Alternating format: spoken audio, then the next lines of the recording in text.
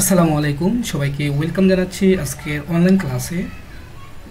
যেহেতু আমাদের পরীক্ষা একেবারে খুবই নিকটে, তো আজকে আমি একটি কমপ্লিট মডেল টেস্ট নিয়ে আলোচনা করব এইচএসসির আইসিটির উপরে। আর এই মডেল টেস্টে 25টা কোয়েশ্চেন থাকবে অ্যাজ ইউজুয়াল। তো আমি আপনাকে ইনশাল্লাহ এখানে ইনশিওর করতে চাচ্ছি যে 25টা কোয়েশ্চেন থেকে মিনিমাম 4 থেকে 5টা কোয়েশ্চেন আপনি হুবহু কমন পাবেন ইনশাল্লাহ পরীক্ষায়। ঠিক আছে, তো চলুন তাহলে আমি কোশ্চেনটা সলভ করবো, সাথে আমি কিছু এক্সপ্লেনেশন দিব আপনাদের। তো আপনারা প্লিজ একটু এক্সপ্লেনেশনগুলো খাতায় নোট করা ট্রাই করবেন, তাহলে আপনার মানে একটা কোয়েশ্চেন সলভের সাথে অনেকগুলো কোয়েশ্চেন রিলেভেন্ট কথা বলবো, যাতে আপনার পুরো জিনিসটা ইজি হয়ে যায়। হ্যাঁ, তো চলুন, আমরা যেহেতু 25টা এমসিকিউর জন্য 25 মিনিট বরাদ্দ আছে, আমরা ইনশাল্লাহ 25 মিনিটের পূর্বেই আমাদের টিউটোরিয়ালটাকে আমরা কমপ্লিট করবো ইনশাআল্লাহ। ওকে, দেখুন তাহলে আমরা প্রথমে দেখব প্রথম প্রশ্নটা কি বলেছে ভার্চুয়াল রিয়েলিটি কি। এটাকে আমরা বলি ভিআর। ভার্চুয়াল রিয়েলিটি মানে হচ্ছে ভিআর। তো আপনারা জানেন ভার্চুয়াল রিয়েলিটির মূল জিনিসটা হচ্ছে এটা একটা 3D মডেলিং বা ত্রিমাত্রিক মডেলিং বলা যায়। এটার আরেকটা নাম হচ্ছে সিমুলেশন। আপনি যদি সিমুলেশন করেন মানে নকল কোনো কিছু করা, মানে বাস্তব নয়, বাস্তবের অনুভূতি দেওয়া। তো এখানে দেখুন এইরকম কোনো একটা কথা বা 3D এরকম কোনো কথা আছে কিনা এখানে। তো দেখুন ত্রিমাত্রিক মডেলিং এই কথাটা কিন্তু আমাদের 3Dর সাথে যায়, আর বাকি কথাগুলা আমাদের কিন্তু যায় না। যেমন বাকি কি কথা আছে, তারবিহীন প্রযুক্তি, রিকম্বিনেটর তো যায় না, আর্টিফিশিয়াল ইন্টেলিজেন্স মানে এআই। তার মানে এখানে আমার উত্তরটা হচ্ছে ত্রিমাত্রিক মডেলিং। Okay fine. এবার দেখুন কোয়েশ্চেন নাম্বার 2, কৃত্রিম বুদ্ধিমত্তায় প্রধানত ব্যবহৃত হয় কোনটি। কৃত্রিম বুদ্ধিমত্তা বলতে এখানে এআই কে বোঝানো হয়েছে, ভালো করে বুঝুন। কৃত্রিম বুদ্ধিমত্তা বলতে এখানে এআই। তো এআই এর মধ্যে আমাকে বলেছে কৃত্রিম প্রধানত ব্যবহৃত হয় কোনটি। এখন দেখুন এই যে পাইথন কিন্তু একটা 4th জেনারেশনের ভাষা। HTML হচ্ছে ওয়েবসাইট ডিজাইন, স্ট্যাটিক ওয়েবসাইট ডিজাইনের জন্য আমরা ব্যবহার করি। কোবল হচ্ছে কমন বিজনেস ওরিয়েন্টেড ল্যাঙ্গুয়েজের একটা ভাষা, এটা আমরা 3rd জেনারেশনে ইউজ করি। আর এই প্রোলগটাই আমরা কৃত্রিম বা এআই ভাষায় সবচেয়ে বেশি ইউজ করে থাকি। তার মানে আমাদের এখানে অ্যান্সার হবে প্রোলগ। ওকে, ব্যাখ্যাগুলো একটু প্লিজ মনোযোগ দিয়ে শোনার ট্রাই করুন, তাহলে আপনার কিন্তু একটার সাথে অনেকগুলো উত্তর হয়ে যাবে। ওকে, আচ্ছা এবার দেখুন পরবর্তী প্রশ্ন বলেছে বঙ্গবন্ধু 1 স্যাটেলাইট থেকে প্রাপ্ত সুবিধা ক্ষেত্র হলো। আচ্ছা, বঙ্গবন্ধু 1 স্যাটেলাইট তো আপনারা জানেন বাংলাদেশের প্রথম স্যাটেলাইট। এখন এই বঙ্গবন্ধু 1 স্যাটেলাইট থেকে আমরা ডিশ সার্ভিসটা পেয়ে থাকি, ইন্টারনেটের সার্ভিসটা পেয়ে থাকি, কিন্তু প্রতিরক্ষা এটা একটা বাহিনী ভিত্তিক, এই কারণে আমরা কিন্তু এখনও বঙ্গবন্ধু 1 থেকে প্রতিরক্ষা সেবা পাই না। তার মানে এখানে অ্যান্সার হবে 1 আর 3। কোথায় 1 আর 3 আছে, এটা হচ্ছে 1 আর 3, রাইট। ওকে, দেখুন তো পরবর্তী এখানে বলেছে একটি উদ্দীপক দেওয়া আছে, বলেছে নিচের উদ্দীপকটি পড়ে আপনি উত্তর দিবেন। তো উদ্দীপকটি খুব খেয়াল করে পড়বেন, দেখেন উদ্দীপকে আপনি কোনো ক্লু পান কিনা সেটা খুঁজবেন। তো সম্প্রতি বাজারে বিভিন্ন প্যাকেটজাত ভোগ্যপণ্যের, দেখুন যখন আপনার প্যাকেটজাত কথা বলে মনে রাখবেন আমাদের যত রকমের প্যাকেটজাত পণ্য আমরা দেখি বাজারে বা দোকানে, সব কিছুর মধ্যে কিন্তু ন্যানো টেকনোলজির ব্যবহার হয়। আপনি যখনই প্যাকেটজাত কোনো কথা বলবেন তখনই ন্যানো টেকনোলজি বুঝবেন, এটা ন্যানো টেকনোলজি রিলেভেন্ট কথাবার্তা। ওকে, পণ্যের প্রচলন শুরু হয়েছে ভোগ্যপণ্যের গুণগত মান বৃদ্ধি, রক্ষা এবং সংরক্ষণের জন্য কোম্পানিগুলো বিভিন্ন সময় বিশেষ ধরনের মোড়ক, এই যে মোড়ক কথাটা যখনই দেখবেন মোড়ক প্যাকেটজাত এইসব কোনো কথা বলে তখনই বুঝবেন এটা হচ্ছে একটা ন্যানো টেকনোলজির এক্সাম্পল। তো এখানে দেখুন 4 নম্বর উত্তরে আমাদের ন্যানো টেকনোলজি। তার মানে আমরা অন্যগুলো কেন হয় নাই, জেনেটিক ইঞ্জিনিয়ারিং এটা জিন গবেষণা করে থ্রু টেকনোলজি, আর বায়ো ইনফরমেটিক্স এটা বায়োলজিক্যাল তথ্য ইনফরমেশনে কনভার্ট করে, আর এটা হচ্ছে বায়োমেট্রিক্স যেখানে আমরা কোনো একজন মানুষকে শনাক্ত করতে ব্যবহার করি, অথবা কোনো মানুষকে নিরাপত্তা দিতে ব্যবহার করি, যেটাকে আমরা বলি অথেন্টিকেশন, ভেরিফিকেশন। ঠিক আছে, এই জিনিসগুলো বায়োমেট্রিক্সের জন্য প্রযোজ্য। ওকে, কোশ্চেন নাম্বার 5 বলেছে পণ্যগুলো দিন দিন জনপ্রিয়তা বৃদ্ধি পাচ্ছে। দেখুন এই প্যাকেটজাত দ্রব্যর পণ্য কিন্তু দিন দিন এটা জনপ্রিয়তা বৃদ্ধি না পেলে কিন্তু এত প্যাকেটজাত পণ্য আসতো না। তো প্যাকেটজাত পণ্য করলে কি কি সুবিধা হয়, দেখেন আর্দ্রতা পরিরোধ, অবশ্যই আর্দ্রতা প্রতিরোধ এটা করে, না হলে তো এতদিন খাবারটা ঠিক থাকে না, রাইট। নির্দিষ্ট সময় স্বাদ অটুট থাকে, হ্যাঁ অনেক সময় দেখা যায় একটা খাবার 2-3-4 মাস এরকম পর্যন্ত ঠিক থাকে। আর দামও কম্পারেটিভলি আমরা প্যাকেটজাত পণ্যের কিন্তু দামও কিছুটা কমই দেখি।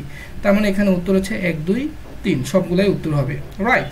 এবার দেখুন 6 নম্বর কোশ্চেনে বলছে ভয়েস ব্যান্ড কোথায় ব্যবহৃত হয়। মনে রাখবেন ডাটার যে গতি, এই ব্যান্ড মানে স্পিড, এটা তিন রকমের গতি আছে। একটা হচ্ছে ন্যারো ব্যান্ড, এই ন্যারো ব্যান্ডটা আমরা নর্মালি দেখেছি যে টেলিগ্রাফি ইউজ করেছি। হ্যাঁ, একটা হচ্ছে ন্যারো ব্যান্ড আর হচ্ছে ভয়েস ব্যান্ড। হ্যাঁ, ভয়েস ব্যান্ড আমরা কোনো একটা ভয়েস এগুলো পাঠানোর জন্যই নর্মালি আমরা ভয়েস ব্যান্ড ব্যবহার করে থাকি। তো এখানে দেখুন এই যে গেটওয়ে, ঠিক আছে, আর এটা হচ্ছে রাউটার। তো এই গেটওয়ে আর রাউটার এই দুইটা হচ্ছে নেটওয়ার্কিং ডিভাইস, ঠিক আছে। গেটওয়ে কি করে, গেটওয়ে হচ্ছে কোনো প্রোটোকলকে ট্রান্সলেট করতে পারে, ভিন্ন প্রোটোকলকে ট্রান্সলেট করে। আর রাউটার কি করে, কোনো একটা আইপি অ্যাড্রেসকে রিড করতে পারে।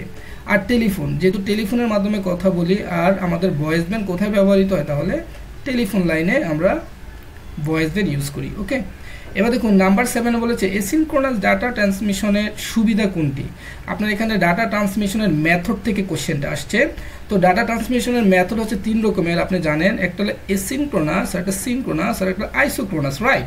তো এসিনক্রোনাসের সহজ বাংলা হচ্ছে যেখানে সমন্বয়হীন হবে, মানে আপনি একটা ডাটা পাঠানোর পরে আরেকটা ডাটা পাঠানোর কোনো টাইম টেবিলে ঠিক থাকবে না। এটার মূল ফিলোসফিটা এইটাই যে এসিনক্রোনাস।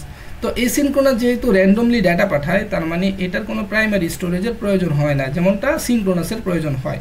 এবার দেখুন মনে রাখবেন এসিনক্রোনাস ডাটা পাঠানোর সময় ডাটাকে কি স্টার্ট বিট স্টপ বিট, তাহলে এখানে কিন্তু লেখা আছে ব্লক পাঠায় সিনক্রোনাস, তার মানে এটা আপনার হবে না, এটা কাটা। এখানে দেখুন বেশি ডাটা ট্রান্সমিট হয় না, এটার মাধ্যমে বেশি হয় না, এটাও কাটা, এটার মাধ্যমে একটা ক্যারেক্টার করে যায়, রাইট। আর এখানে প্রাইমারি স্টোরেজ ডিভাইসের প্রয়োজন হয় না, রাইট। এটাই তার মূল উত্তর, যে এখানে প্রাইমারি স্টোরেজের প্রয়োজন হয় না। আর লাস্টে কথা বলেছে বিরতিহীনভাবে ডাটা ট্রান্সমিট করে না, এটা বিরতিহীনভাবে করে না, এটা ইচ্ছা মতো যখন ইচ্ছা তখন ডাটা ট্রান্সমিট করে, রাইট। কোশ্চেনের ব্যাখ্যাটা বুঝতে পেরেছি। চলুন নাম্বার 8-এ চলে যাই। তো নাম্বার 8-এ হচ্ছে আমরা দেখব টেক্সট ও ছবি পাঠানোর প্রযুক্তি কোনটি। দেখুন একেবারে এটা হচ্ছে আমাদের মোবাইল জেনারেশন থেকে প্রশ্নটা দেখা যায়, যে আমরা প্রথমে ভয়েস পাঠিয়েছি, তারপরে আমরা কি করেছি, টেক্সট পাঠিয়েছি। আর আমরা তারপরে টেক্সট ও ছবি যখন পাঠাই তখন আমরা ফ্যাক্স, SMS এগুলো না, আমরা টেক্সট ও ছবির কথা আসছে, এই কারণে এটা MMS হয়ে যাবে। এটার উত্তরটা কি হয়ে যাবে, MMS, ঠিক আছে। আচ্ছা, তারপরে দেখেন পিকোনেট কোনটির সাথে যুক্ত। মনে রাখবেন পিকোনেট হচ্ছে একটা টেকনোলজি বা প্রযুক্তি যেটা ব্লুটুথের সাথে যুক্ত। পিকোনেটের আরেকটা নাম হচ্ছে কি, ব্লুটুথ। এবার দেখুন ব্লুটুথ আপনারা জানেন, ব্লুটুথ হচ্ছে একেবারে ছোট জায়গায় ছোট পাতে এটা তৈরি হয়, রাইট। তো এখানে বলছে ব্লুটুথের মাধ্যমে নেটওয়ার্ক, যে নেটওয়ার্কটা তৈরি হবে সেটা কীরকম হবে, একেবারে ছোট, তার মানে প্যান মানে পার্সোনাল এরিয়া নেটওয়ার্ক। বাকিগুলো বুঝছি কেন হয় না, এটা হলো লোকাল এরিয়া নেটওয়ার্ক, এটা মেট্রোপলিটন, এটা হচ্ছে ওয়াইড এরিয়া নেটওয়ার্ক। ওকে, নাম্বার 11 দেখুন বলেছে শূন্য এর প্রবক্তা। তো শূন্য এর প্রবক্তা হচ্ছে ভারতীয়রা, ঠিক আছে। শূন্য এর প্রবক্তা হচ্ছে ভারতীয়রা। আর মনে রাখবেন অ্যালগোরিদম যে তৈরি করেছেন তিনি কিন্তু একজন আরবিয়ান ছিলেন। ওকে ওকে ফাইন। এবার দেখুন আমরা কোয়েশ্চেন নাম্বার 12-এ চলে যাচ্ছি। কোন সংখ্যা পদ্ধতিতে সর্বমোট যতগুলো অঙ্ক, দেখুন কোন সংখ্যা পদ্ধতিতে সর্বমোট যতগুলো অঙ্ক বা যদি বলতো সিম্বল বা প্রতীক ব্যবহার করা হয় সেটাকে কি বলা হয়, বেস বলা হয়। সেটাকে কি বলা হয়, বেস বলা হয়, মনে থাকবে। তারপরে দেখুন এখানে বলেছে নাম্বার 13 বলেছে 29, এটা একটা ডেসিমেল নাম্বার, এটাকে বলেছে বাইনারিতে নিতে। তো আমি এখানে আপনাকে বলবো যে এটা করার জন্য আপনি এটা ক্যালকুলেটর ইউজ করবেন। অলরেডি আমি কিন্তু ক্যালকুলেটর দিয়ে এটা মানটা বের করার ট্রাই করেছি। প্রথমে আপনি মুডে চলে যাবেন ডেসিমেলে, তখন ডেসিমেলে 29 লিখবেন, দেন একটা ইকুয়াল সিম্বল দিবেন, হ্যাঁ আপনার ক্যালকুলেটারে ইকুয়াল দিয়ে, দেন আপনি বাইনারিতে যাবেন, তাহলে বাইনারিতে আপনার লগে আছে, হ্যাঁ বাইনারিতে চাপ দেন, দেখুন 1101 কি হবে, 1101, এটা এখানে আছে। যদি আপনি এইভাবে এটা বের করতে না পারেন, এটা ফরম্যাটটা হচ্ছে আপনি যে কোনো নাম্বার থেকে, ডেসিমেল থেকে যে কোনো নাম্বারে যাবেন তার বেস দিয়ে ডিভাইড করবেন। তো যেহেতু আপনি বাইনারিতে যাবেন, কোথায়, এটা প্রশ্নে বলেছে বাইনারিতে, তার মানে এই মানটাকে 2 দিয়ে ডিভাইড করতে হবে। তার মানে এই প্রসেসে আপনি ডিভাইড করবেন 2 দিয়ে, কত দিয়ে, 2 দিয়ে ডিভাইড করবেন, করতে করতে আগাইবেন, দেখবেন অ্যান্সারটা চলে আসবে 1101, রাইট। এবার বলছে আস্কি কোড কত বিটের হয়। এটা জানেন আস্কি কোড 2 রকমের হয়, মনে রাখবেন। আস্কি কোড একটা হচ্ছে 7 বিটের হয়, একটা হচ্ছে 8 বিটের হয়। এখানে যেহেতু কোনো রকমের ঝামেলা তৈরি করে নাই, 8 বিট দিয়েছে, তার মানে আপনি অ্যান্সারটা 8 বিটই দিয়ে দিবেন, রাইট। Okay fine. এখানে তারপরে বলেছে গতি বেশি কিন্তু ধারণ ক্ষমতা কম। দেখুন গতি বেশি মানে স্পিড, খুবই স্পিড আছে, কিন্তু ধারণ ক্ষমতা বলতে তার স্পেসটা কম, এরকম মেমোরি কোনটি। দেখুন আমরা জানি কি রেজিস্টার শুধু কি করতে পারে, সবচেয়ে দ্রুত গতির মেমোরি, আর এটার আরেকটা অন্যতম ক্যারেক্টারিস্টিক হচ্ছে সেটা শুধু একটা 0 অথবা একটা 1কে ধারণ করতে পারে। তার মানে এটার ধারণ ক্ষমতা খুবই কম। তার মানে আমরা এখানে বুঝতে পারলাম যে গতি বেশি কিন্তু ধারণ ক্ষমতা খুবই কম, সেটা হচ্ছে রেজিস্টার, রাইট। Okay fine. তারপরে কোশ্চেনটা দেখুন, 16 নাম্বার বলেছে ওয়েব পেজ আপলোড করার জন্য প্রয়োজন কোনটি। তাহলে ওয়েব পেজ আপলোড করার জন্য আপনার প্রোগ্রামিং ল্যাঙ্গুয়েজ না, এটা লাগবে না, আপনার ফাইল ট্রান্সফার প্রোটোকল এটা লাগবে। মানে আপনি একটা ফাইল কিভাবে ট্রান্সফার করবেন সেই প্রোটোকল সফটওয়্যারের মাধ্যমেই আপনি কোনো একটা ওয়েব পেজ আপলোড করতে পারবেন। আর এগুলো হচ্ছে hyper text transfer protocol software, এটা হলো পিএইচপি মানে হাইপার টেক্সট প্রি প্রসেসর। হ্যাঁ, এটা একটা ফুল ফর্ম, আনকমন। আবারও বলি হাইপার টেক্সট প্রি প্রসেসর, এটা কি বলা হয়, পিএইচপি, রাইট। এবার দেখুন নাম্বার 17, ওয়েব ব্রাউজার হলো, দেখুন ওয়েব ব্রাউজার হচ্ছে যেটার মাধ্যমে আমরা ওয়েবসাইট ব্রাউজ করি তাদেরকে ওয়েব ব্রাউজার বলা হয়। গুগল, আমি যে ব্রাউজারটা ইউজ করি সেটাই কিন্তু গুগল। আর এই সাফারিটা আপনারা অনেকেই চিনেন, এই সাফারিটা ইউজ করা হয় আইফোনে, ঠিক আছে, অ্যাপেলের আইফোনে কিন্তু এই সাফারিটা ইউজ করা হয়। তার মানে এটাও একটা, আমরা এটা অ্যাজ ইউজুয়াল কোনো ফোনে ইউজ করতে পারবো না, শুধু আইফোনে ইউজ করব। এই দুইটা হচ্ছে আমাদের ব্রাউজার। আর ইউটিউব হচ্ছে একটা ভিডিও শেয়ারিং বা ওয়েবসাইট মাধ্যম, রাইট। তার মানে এখানে অ্যান্সার হবে কত, আমার 1 আর 2, রাইট। তার মানে আমার অ্যান্সার হবে এইটা। আশা করি বুঝতে পেরেছেন। ওকে, আমরা একটু তাড়াতাড়ি যাব। দেখুন এখানে বলছে নতুন উইন্ডোজে, এখানে বলেছে নতুন উইন্ডোতে ওয়েব পেজ ওপেন করতে ব্যবহৃত অ্যাট্রিবিউট কোনটি। দেখুন এখানে আপনি কি করবেন, কিছু কিছু কোশ্চেন আসছে যে কোশ্চেনের উত্তরই আপনি জানেন না, এরকম কিছু প্রশ্ন আসবে যেটার উত্তর আপনি জানবেন না, ঠিক আছে, কিন্তু এইটার উত্তর কি এইটা কি না সেটা আপনি জানবেন। এখানে দেখুন কথাটা কি, যেমন এরকম প্রশ্ন আপনি হয়তো কখনোই পড়েন না যে নতুন উইন্ডোতে ওয়েব পেজ ওপেন করতে ব্যবহৃত অ্যাট্রিবিউট। এখন আমার কথা হচ্ছে আপনি মনে করেন এখানে অ্যান্সারটা জানেন না, কিন্তু যখন কোনো অ্যান্সার না জানবেন তখন আপনি অপশন টেস্টে চলে যাবেন। দেখুন এইচআরইএফ এটা কেন ব্যবহার করেন বলুন তো। এইচআরইএফ অ্যাট্রিবিউটটা কিন্তু আমরা লিঙ্কের জন্য ব্যবহার করি, কিসের জন্য, লিঙ্ক ট্যাগের জন্য, রাইট। তো এটা তো আর লিঙ্ক ট্যাগ না, তার মানে এটা হবে না, রাইট, লিঙ্ক ট্যাগের জন্য এটা হবে না, তার মানে এটা আমার বাদ, এটা চলে গেল। এবার দেখুন আমি এসআরসি এটা কখন ব্যবহার করি, এটা আপনি জানেন, এটা কিন্তু আমরা ইমেজের জন্য ব্যবহার করি, রাইট। এসআরসির অ্যাট্রিবিউটটা কিসের জন্য ব্যবহার করি, ইমেজ, রাইট, ফাইন। এবার দেখুন টাইটেল, টাইটেলটা হচ্ছে আমাদের 4টা মৌলিক ট্যাগের এটা একটা অন্যতম ট্যাগ, টাইটেল। তার মানে এখানে বাকি আছে কোনটা, টার্গেট, তার মানে এটাই উত্তর, বুঝছেন। এরকমভাবে কিন্তু আপনি অনেক সময় অপশন টেস্টের মাধ্যমে আপনার রেজাল্ট প্রেডিক্ট করে নিয়ে আসতে পারেন।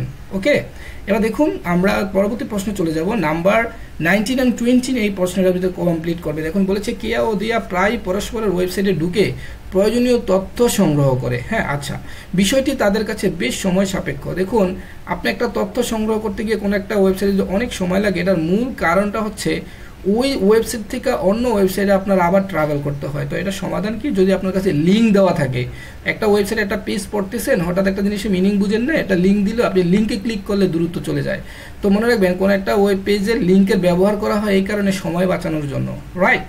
এখানে হচ্ছে তারা সমস্যাটির কথা তাদের আইসিটি শিক্ষককে জানালে তিনি তাদেরকে এক বিশেষ ধরনের ট্যাগের ব্যবহারের পরামর্শ দিলেন। এ বলছে আইসিটি শিক্ষকের নির্দেশিত ট্যাগ কোনটি, ওই যে আমি বলেছি যেটা ভিতরে সময় কমায়। মনে রাখবেন লিঙ্ক ট্যাগ আপনার কী করতে হয়, মানে কোনো একটা প্রয়োজনীয় তথ্য খুঁজতে দ্রুত আপনাকে নিয়ে যায়, এই কারণে এখানে উত্তর হবে লিঙ্ক ট্যাগ। এখন আপনার তো লিঙ্ক ট্যাগটা চিনতে হবে, আপনি মনে রাখবেন লিঙ্ক ট্যাগ এ ট্যাগ দিয়ে লেখে। ওকে, এবার দেখুন কোয়েশ্চেন নাম্বার 20 বলেছে উদ্দীপকের আইসিটি শিক্ষকের নির্দেশিত ট্যাগ ব্যবহার করলে, মানে উনি যে কথাটা বলেছে ট্যাগ ব্যবহার করলে কি হবে। দেখুন আমি বলেও দিয়েছি অলরেডি যে ভিন্ন অবস্থানে ভিন্ন কোনো পেজে যাওয়া যায়, মানে আপনি এই পেজ থেকে অন্য পেজে খুব সহজে যেতে পারবেন। এই কারণে আমরা নর্মালি এই ট্যাগটা ব্যবহার করি। তার মানে এটা ঠিক আছে, সম্পর্কিত তথ্য দ্রুত প্রদর্শিত হয়। আপনি যে কোনো তথ্য যে জানতে চান সেখানে দ্রুত যাওয়া যায় বা প্রদর্শিত হয়। ব্রাউজকারীর সময় কম লাগে বা সময় বাঁচে। তার মানে এখানে 1, 2, 3 তিনোটাই আমার কারেক্ট, রাইট। এবার দেখুন আমরা একেবারে 11th আওয়ারে চলে আসছি। দেখুন 21 নম্বরে বলেছে অবজেক্ট ওরিয়েন্টেড, এটাকে বলে ওওপি। হ্যাঁ, অবজেক্ট ওরিয়েন্টেড প্রোগ্রামিং ভাষা, এটাকে জাভা। আর বাকিগুলো কেন না, দেখুন বেসিক এটাকে বলা হয় beginner all purpose symbolic instruction code, এটা একটা সেকেন্ড জেনারেশন বা থার্ড জেনারেশনের মাঝখানের ভাষা।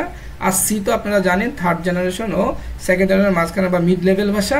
আর HTML তো একটা ওয়েবসাইটের যে স্ট্যাটিক ওয়েবসাইট তৈরি করতে যে ভাষা লাগে। আর হচ্ছে জাভাই হচ্ছে আমাদের অবজেক্ট ওরিয়েন্টেড, বা এটাকে আরেকটা নাম আছে মনে রাখবেন, এটা একটু লিখে রাখতে পারেন, ওওপি। হ্যাঁ, ওওপি এটাকে বলে অবজেক্ট ওরিয়েন্টেড ভাষা, রাইট। এবার দেখুন পরবর্তী কোশ্চেনটা আমাদের বলেছে কোনটি চতুর্থ প্রজন্মের ভাষা। তো মনে রাখবেন চতুর্থ প্রজন্মের ভাষাটার নাম হচ্ছে ইন্টেলেক্ট। বাকিগুলো কেন নয়, দেখুন বেসিক তৃতীয় প্রজন্ম, প্যাসকেলও তৃতীয়, আর CSL এটা হচ্ছে একটা তৃতীয় প্রজন্মের ভাষা, রাইট। এবার দেখুন 23 বলেছে প্রোগ্রামে কোন ধরনের ভুলের জন্য কম্পিউটারকে বার্তা দেয়। মনে রাখবেন কম্পিউটারকে প্রোগ্রামে 3 ধরনের ভুল হয়, একটাকে বলে লজিক্যাল ইরর, আরেকটা বলে সিনট্যাক্স ইরর, আর একটা বলে ডেটা ইরর। যদি আপনি ডাটার ভুল দেন তখন ডেটা ইরর হবে, লজিকের ভুল দিলে লজিক্যাল ইরর হবে। আর যদি আপনি লিখতে গিয়ে যে সিনট্যাক্স ভুল, যেমন কমার জায়গায় কমা না দেওয়া, সেমিকোলন জায়গায় সেমিকোলন না দেওয়া, তখন সেটাকে বলা হয় সিনট্যাক্স ভুল। আর এটা আপনাকে কোড ব্লক রিপ্লাই করে দেখাবে যে আপনার এই জায়গায় ভুল হয়েছে, এটা কারেক্ট করেন, রাইট। 24 বলে স্ট্রাকচার প্রোগ্রামের গঠন।